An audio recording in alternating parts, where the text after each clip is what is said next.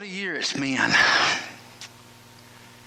And this week, as I was thinking about all that's happened in the last year, where we started, how far we've come, what came to mind, of all things, was Marcel Ledbetter.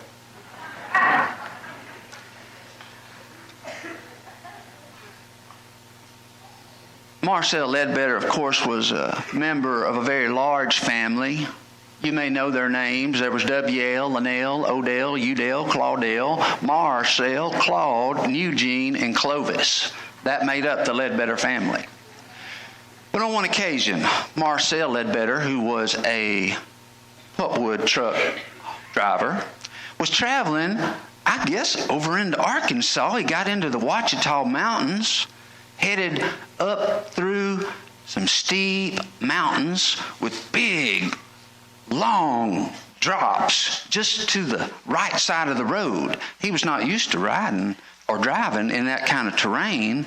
And he met a little sports car coming around the side of the mountain, and Marcel swerved. His truck went tumbling down the hill 300-400 feet, and Marcel Ledbetter jumped out in the nick of time to grab a hold to a little cedar sapling.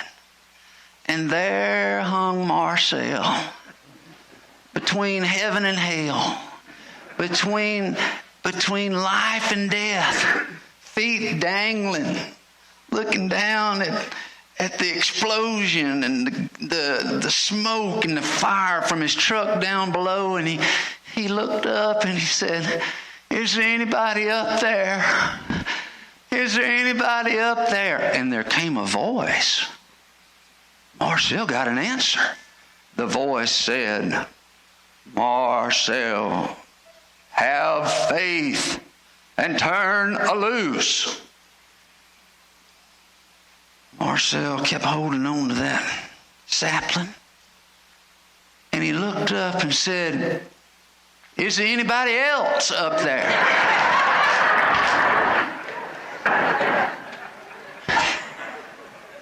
Have faith, turn loose. Well, 364 days ago, February the 15th, 2015, about 200 or so people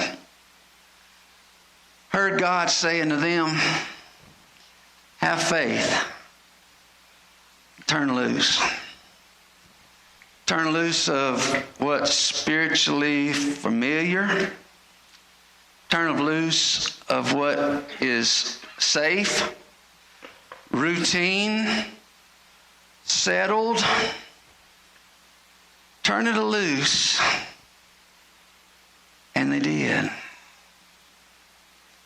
And like Abraham, they went out not knowing just where they were going. And they wound up on the campus of Rich Mountain Community College, in the auditorium there. And as they walked from the parking lot into the building, they saw these signs with a quotation from Isaiah 43. And it said, "Remember ye not the former things, neither consider the things of old. Behold, I shall do a new thing. Now it shall spring forth." And it did. And it had. And we've been on a journey this last year, and as we've journeyed, a whole lot of new faces have joined us. And we've become a melting pot of people. And we've got this joy about us. We've got this fruit of the Spirit that we always read about. But now we're really living it. We're really experiencing it. The fruit of the Spirit is peace and love and joy. I can tell you the truth. Right now, I've got more of all three than I've ever had in my whole life. And I know that a lot of you do too. And part of it, a lot of it, I should say, is because of that journey that I've been on with God, that you've been on with God. All of us are called to a journey with God. We don't always answer the call, but it's a call sort of like the one Abraham got way back in Genesis chapter 12. Listen to these words. Now the Lord said to Abram, "Go forth from your country and from your relatives and from your father's house to the land which I shall show you." Verse 4, so Abram went forth as the Lord had spoken to him. Abram went forth not knowing where he was going, but trusting a promise, trusting that God was going to bless him. And here's the thing about getting blessed. When God blesses you, you just automatically bless the people around you. Because it's like we've talked about so many times before. Whatever's in you is what comes out. And if there's bitterness in you, that's what comes out. If there's love and peace and joy, that's what comes out. God said you'll be blessed and you're going to be a blessing. We've been blessed. We're already a blessing. And this time next year, we'll be meeting in a big, fine building. It's going to be the kind of building that people will visit and want to come back to. They're going to stand by a warm, flickering fireplace, and they're going to see a waterfall behind the stage representing the water of life. And they're going to eat fine food every Sunday morning for as long as CCF is in the world. And they're going to stand around and they're going to enjoy that building. But the thing that's going to make them really want to come back is the thing we've already got, the thing we don't have to wait on. And that is the Spirit that's here. The Spirit of God that's here. The Spirit of God that's working among us. And I know there's a whole lot of anticipation about getting our building up. And I'm more anxious to get that done than anybody. But while we're waiting on that, I want to remind you, waiting time is not wasted time. In fact, Abraham spent most of his life waiting. Waiting is one of the main tools God uses to shape our faith, to build our faith. Now, CCF is waiting on a building. What is it you're waiting on? What is it that you feel like you've just got to have in your personal life? Something you feel like God has promised you. Something good, something that will be a blessing to other people. What is it that you're waiting on? For Abraham, it was a son. It was a fulfillment of a prophecy God gave him way back at the beginning.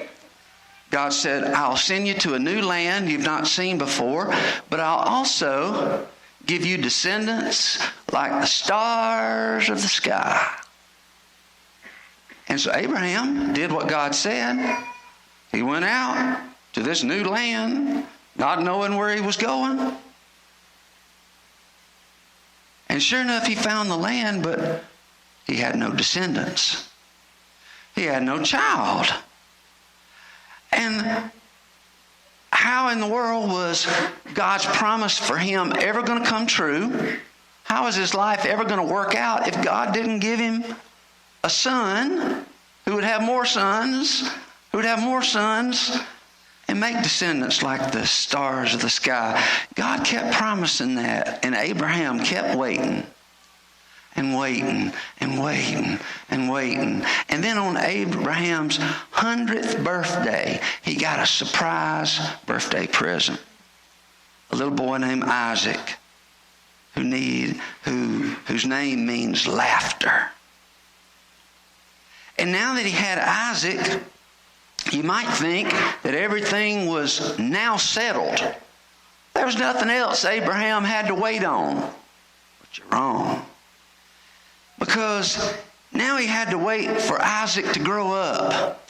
And he had to wait for Isaac to find a wife. And then for Isaac to have children.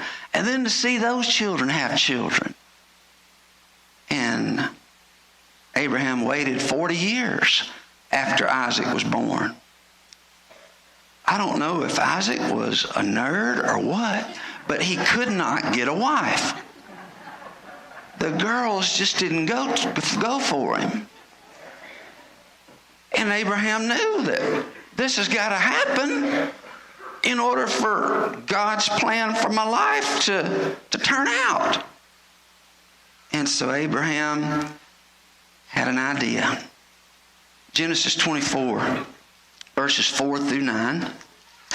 Abraham brought his servant in, and he said, I want you to go to the land I came from and find a wife for my son Isaac and bring him back here to this promised land.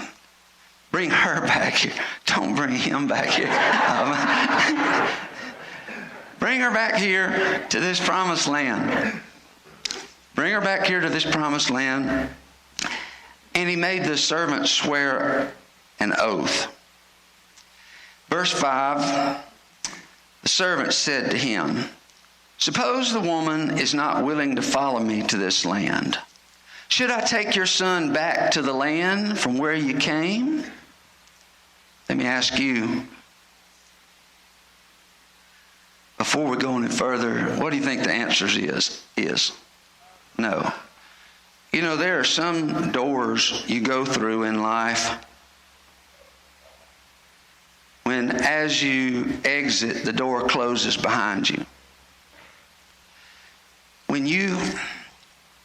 you enter a new kind of relationship with God, the kind that many of you are experiencing. People, those of you who say you feel like you've been born again all over again. When you have an experience of spiritual growth and you enter into new spiritual territory and you find the freedom that's there and the joy that's there, the life that's there, there's no going back. There's only going forward. And so the servant said, should I take your son back there? Oh, no, no, no. Verse 6, Abram said to him, beware that you do not take my son back there. The Lord, the God of heaven, who took me from my father's house and from the land of my birth, who spoke to me and swore to me, saying, to your descendants I will give this land. He will send his angel before you, and you will take a wife for my son from there. Then So the servant placed his hand under the thigh of Abraham his master and swore to him concerning this matter. Now, of all the things that we could say about those verses, here's the one I want to bring to your attention. Up until now, in Abraham's life, he had been presented with a lot of different challenges to his faith. His faith had been tested in a lot of different ways. First of all, it was tested when God said, leave what's familiar, go to this land I'll show you. It was tested as he waited and believed and believed and believed that he was eventually going to have a son. He was tested and he grew in his faith. But what happened after he got that son? One day the Lord said to Abram, take your son, your only son, take him up on the mountain and sacrifice him there as a burnt offering. Made no sense. To him, to you, to me, it made no sense. But he heard God say that. And Abram was prepared to make that sacrifice. When God said, no, I don't really want that. I see where your heart is. You passed that test. Now here's what I want you to see. Abraham had already passed the big test. He'd already passed at least 3 big tests. And every time he passed a test, he rose to a new level of spiritual maturity.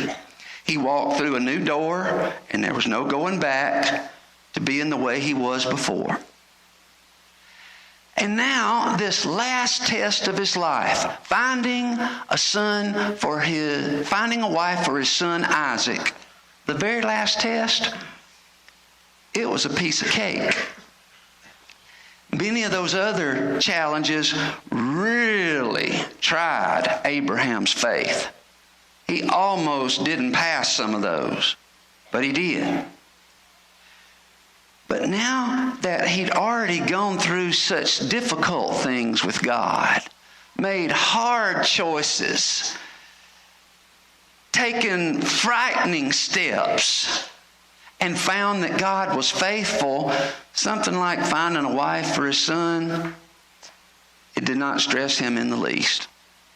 And so when he sent the servant to search for the wife, the servant said, now what if I find this woman and she won't come back? Abraham said, fine, leave her there.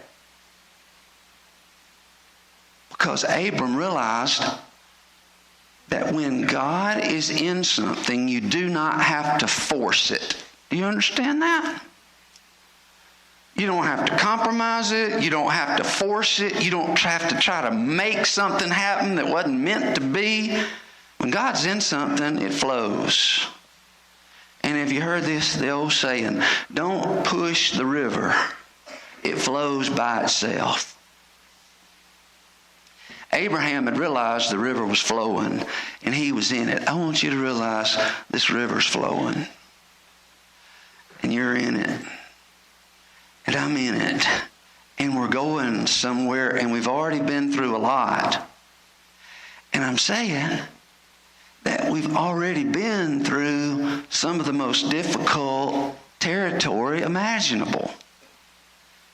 And that means that anything that may rise up to challenge us in the future is going to be small in comparison to what we've already defeated. There's something about having a history with God.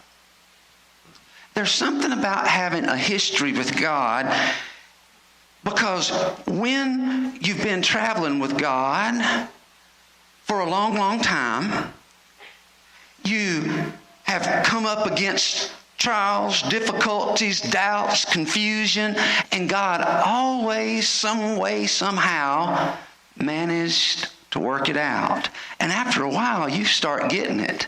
You start realizing, hey, God's got me. And He's shown me so many times that He's got me that I don't have to worry about the future anymore. You know, they say that the most difficult part of getting a locomotive running is the takeoff, starting up, to get those big iron wheels moving in the first place. And I'm told, I've even shared this with some of you, that you can take a cube, a wooden block, place it under the front wheel of that locomotive, and it cannot take off.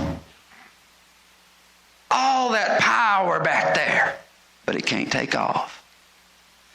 On the other hand, once that locomotive gets to chunking, and the momentum builds. You can put a little block in front of it. You can put a big block. You can put a road block. And it's going to crash right through and keep rolling. I'm telling you, CCF is like that train. We've got momentum. We're rolling.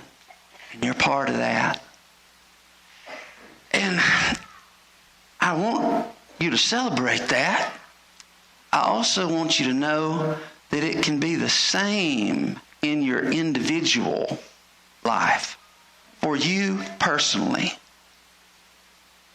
If you will trust God with whatever your current faith challenge is, whatever it is right now that's making it hard for you to trust God, whatever it is right now that you're worried about, whatever it is right now that you don't know how you're going to handle, trust God. You're going to find that He's faithful. And when He's faithful, I want you to remember it and develop your history with God. And you'll get to the point where you realize no matter what happens, no matter what grabs hold of me, God is with me. And that reminds me of a true story about a little blind girl. A man named James Colross told this story years ago. He knew a little girl who'd been blind from birth. She'd never seen the light of day, never seen her mother's face. All she could see is darkness. But somehow, though she couldn't see her father, she developed a close bond with her daddy. She learned she could trust her daddy. She learned that he was always going to be right there. And one day, James Colross came over to the family home. The father of the little blind girl was sitting in her daddy's lap, on his knee, happy as can be. And James walked by, swept her up, threw her up on his shoulder, and began to walk out of the room. And as he was walking out of the room, carrying this little girl, the father, who was still sitting down, said, "Hey, darling, I'm over here. You don't know who's got you. You don't know who it is that's got you. Aren't you afraid?" And the little girl said, "No, Daddy, it's true enough. I don't know who has me, but I know that you know, and I'm not afraid. I don't know what has you, but I know that God knows, and I know you need not be afraid. I know the words of Deuteronomy 33:27 are true. The God who says, I am your refuge. The eternal God is your refuge, and underneath you are the everlasting arms." You know what that means for you? Underneath you are the everlasting arms. That means you can have faith and turn loose. You can turn loose of all your attempts to control other people. You can turn loose of all your manipulative schemes to make things happen the way you think they ought to happen. Turn loose of all that. Turn loose of your fear. Because God has got you. Turn loose. He's taking you to a good place. And there's a song that we've already sung this morning. It's one of my favorite. It talks about the promised land. And in many ways, we've already entered the promised land. We've already got a church. A church is not a building. No, a church is not a building. Do you know one of the reasons God has us waiting on a building, even though we got the money? Thank God, we got the money. But God has us waiting, just as He had Abraham waiting. And during this time of waiting, let's get it through our heads. A church is not a building. A church is not a building. A church is not a building. A building is nice, but a church is not a building. A church is a body. You're part of that. We're already into the promised land and going further. These are the words that I want to close out with.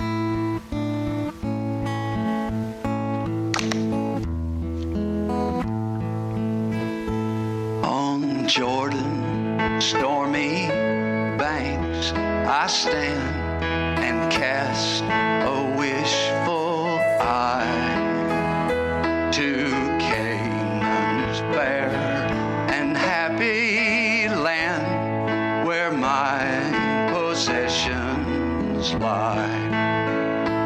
I am bound for the promised land. I'm bound for the promised land. Oh, who will come and go with me? I am bound for the promised land. Would you stand and join me? I am bound for the promised land. I'm bound for the promised land. Oh, who will come and go with me? I am bound for the promised land. Oh, who will come and go with me? I am bound for the promised land. I'm going to ask our offering bearers to come now to begin receiving our morning offering. This is the time to give. Speaking of giving, talk about challenges. Talk about obstacles. Talk about accomplishment. Just in the area of sacrificial giving. Do you realize that in the last 365 days, this group of people right here has raised almost $500,000 toward a building? It takes sacrifice, and you're making it. It takes faith, and you've got it. And if there's anything you want to pray about, I'd love for you to come as the offering is received and as Todd continues to play. If you want to just simply come and kneel and thank God, or if you've got a specific need that I could pray about with you, you come as we stand and we remember and we look forward and we look around.